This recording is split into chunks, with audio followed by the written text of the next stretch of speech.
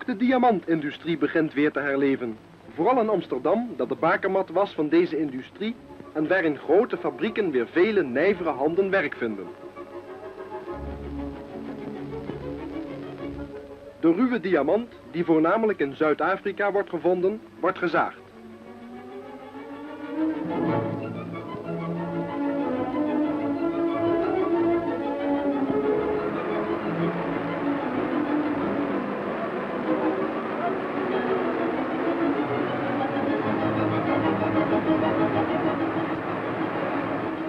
Een betere manier en meer in overeenstemming met de bouw en soort der stenen is het kloven.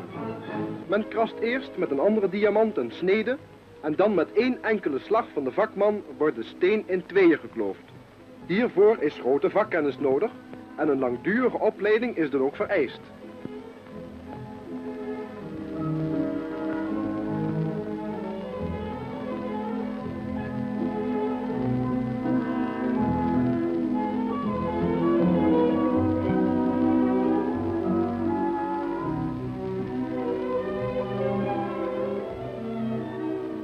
Het slijpen is een nog secuurder werk en geschiedt met diamantstof, daar elke andere materie niet de diamant, maar zichzelf zou afslijten.